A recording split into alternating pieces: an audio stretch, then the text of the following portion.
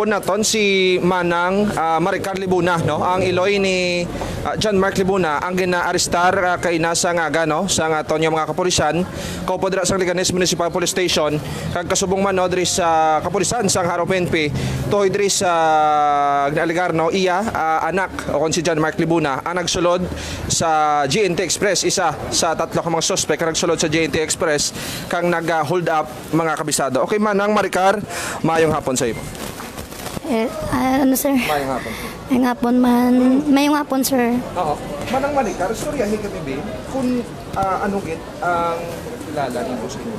Sa pagbalo ko sa akong bata sir, mabuot man ang bata sir. Ang una-una niya ganya kanya yaring ang bata ko ni sa tambay-tambay lang sa sagwa magaran makaupod sa pero ang mga ginahimo sa mga grupo ya ginapasa siya ang ginaipit ang pagpriso ya una-una nga rabiri gindalahig lang to sa puro gina siya kaniti may kuano na sa sir sang 16 years old pa lang sa robbery iya kaso kay nadala lang to sa kuan man ginumid sa nadalayig sa siya ginipit sang mga amigo ya pagransak nila sang balay man dito sa Bitat sa San Isidro. San Isidro, Haro. Oo. Ang imo nga anak si John Mark Libuna, hindi na mama, spelling. Pero ano edad niya? 21. 21 years old. Sa subong, hindi siya nagapuyok na di ba na? Sa balay man sir. Sa liin niya. Sa balay sa San Isidro man sir. San Isidro. Pero subong may libin siya, ga puli-puli sa Saliganes. Sa Liganes? Oo, sa Ginubatan sir. Ginubatan? Okay. Oo. Paano nimo nabalad na na-aresto ang imong nga bata kay na? Nanawag ang iya nga live-in partner. Ano ko? Oo. Tamo na nga ginkaduan si John Mark dito, ginaresto nila. Tamo na nga nagkadto man kami dayon dali-dali. Nga ginkaduan namon dito sa Liganes. Tamo na abta namon dito napusasa na sa Pusasan. Okay, si John Mark Libuna, tuwag si sino ang mga grupo niya na ginagaragara sa isa? Ano ang mga kilala niya ang mga grupo niya? sa subong sir, ang bata ko nahuwain na naguntat na sa subong grupo-grupo. Pero ko ara sa balay ginakadtuan gid na sa iba ginapukaw gid na sa basking katulog.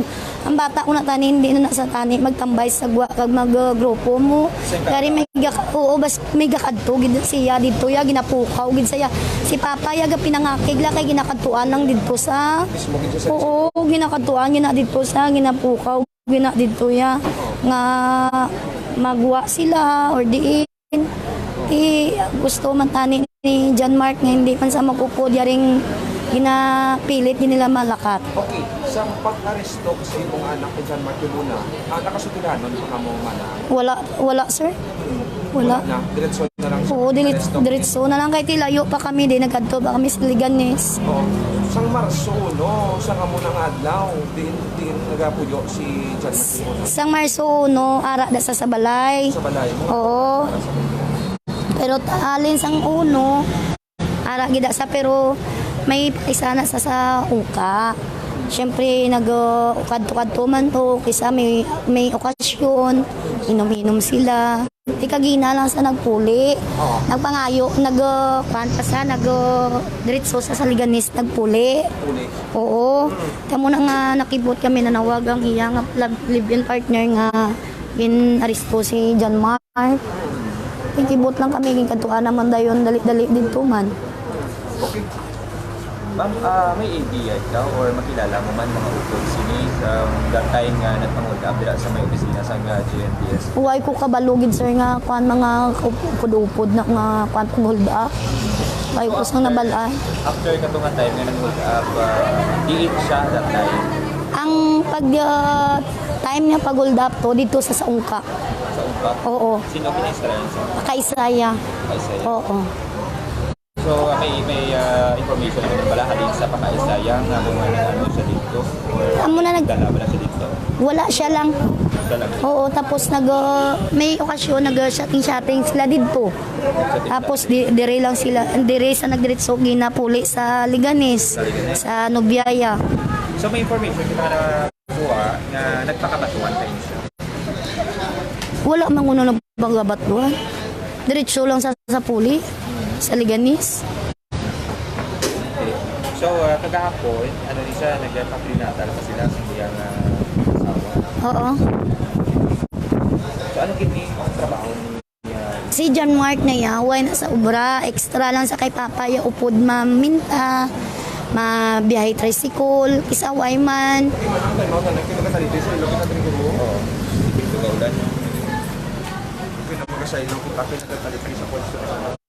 So kung hindi makita na data siya, sige, padayon mo.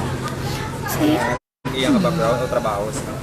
Oo, upod-upod sa kay Papa ya maminta tapos wala sa way sila pinta, gabiyahe sila tricycle, upod sa kay Papa ya man. Di kaysa ara lang da sa balay, natulog sila, ara ang migaya. Muna, Ma'am, matambay sa sagwa, way naman. di ba sila kung matulina nga ginasugat sa permis sa mga Mga amigo ya. Oo, dira sa sagwa. familiar man sa imo mga amigo. Ang mga amigo yan mga minor. Ay dira man lang sila sa sagwa balay ga taratambay. Ay sa mga iba niya kan buhay naman. Buntat man sa lagaw-lagaw na. Okay, si John Mark Libuna, manang ganyan, yung mga anak. So, saan mo siya na-press? So, ganyan. Napriso ay pukatan. John Mark? Mga wala man sa kawanyer. Sa kanya. O, ano mo masaling mamanang kay ginaresto siya sa probinsya na to? Ang akon lang sir, ginapangita ko. Ang ebidensya nga matuod nga siya gid kag makita ko nga clear nga siya gid arasa. Ang akon ginapangayo. Ano yung mga anak? May motorsiklo yun yung single. May motor na siya pero rosy. Kanina, Hindi way sa kapuli sa balay. Oo. Sa iya nga libin lang. Libin sa Oo, Liganes. sa Liganes. Adlaw manang, no? Oo. Ano ba yung mong? Marso 3? Tres. O, 3 na aga. Mm-mm. Kulit. Alas 10. Oo. Oo, sang gabi. Okay naman ko sir. Alright. Ano yung pinito niya pangalan niya? Maricar. Maricar Libuna. Libuna. Nanay ni John Mark Libuna. Suspect sa Sa Holda. Manang ti ang subong kumusta to sa susunod ano pinano sa mga pulis nato. Nara sa subong sa sulod, way lang ko kabalos. Gina-interview ko. Okay, tingin mo nga anak kung sino butong kung napanyagan na. Wala pa. Kay kagina sa Liganes to, ginkuhan sa mga intel pantis udlo nila. Gin Ha? Tama? Ha? Ay, tama kabistada. So, pasensya. Gito medyo nagadadula ang aton nga live, no? Kay may naaton nga signal diri sa area. Kagabangod, no? Nagkalain pa ang tiyempo. Nabali nagabisyo gid ang aton nga signal sa subong nga material. Alright, no, sa gamay lang nga recap nga kabistado. Subong diri kita sa may taratapan, no? Sa Haro Police Station, ako na Haro PNP. Nasugilan no ako naka-interview kita kay Maricar Libuna, ang anak baling anak niya amo si John Mark Libuna, no, ang ginarestar sa aton mga kapulisan sa Liganes Municipal Police Station kag subong man rin, no, sa Haro Police Station nga ginaaligar, no, siya ang isa sa tatlo ka mga suspect nga nagsulod dira sa may opisina kon bodega sa JET Express sang Marso, no, alas 7:30 sang gabi, dira sa may Quintin, Salas, Haro, mga kabistado. Sa diin, masobra 600,000 pesos maluwas dire mga personal nga pagkabutang ni Jade Ann Blanco nga isa ka finance admin kag si Blandino Paner no nga isa ka sprinter sa nga mga kumpanya no nataban diri ang ilang nga mga personal nga pagkabutang ka nga isang wallet nga may unod sang kwarta, nagkalain-lain nga identification cards, cellphone kag vape man mismo ni Paner ako ni Blandino Paner mga kabistado. Subong yari sa sulod diri sa talatapan si John Michael Libuna no 21 anyos na ini siya istorya sa may JNT Express amo ning base sa iyang aligasyon ti kay amo iniya no ang aligasyon no sang Iloy ni John Mark Libuna.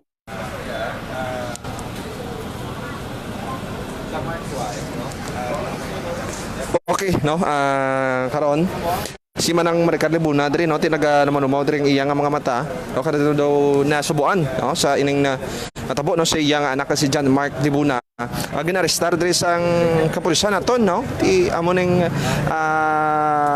base sa gwa no sa mga ebidensya nga natipon diri sa aton nga mga kapulisan nga nag-ululogyo naman diri no aning haro PNP kag kasubong man ining Liganes Municipal Police Station mga kabistado no.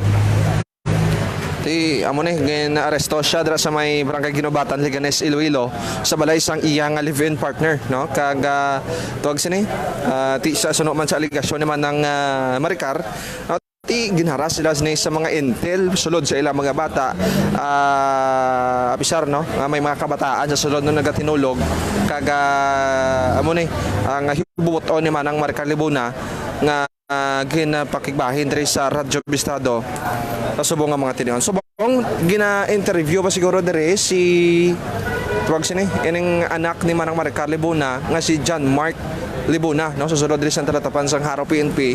Subong nga mga tinion mga kabistado.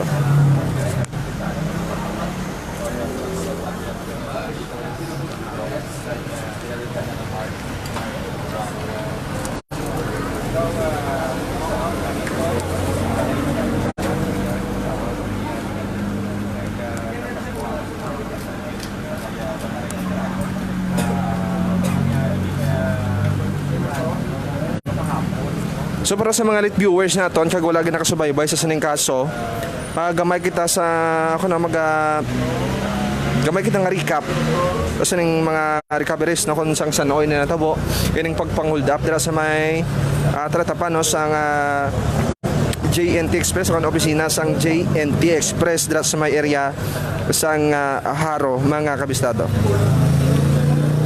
Alright, tamo ni no ang tuwag sini alas 7 imedya sang gabi sang Marso 1 mga kabistado no sa diin ang opisina sang JNT Express nga nahamtang dira sa may MacArthur Drive Barangay Quinten Salas Haro Syudad sa Iloilo along the way lang ni siya no mga kabistado sa kilid ng gid siya sang kalsada malapit ni siya sa may entrance sang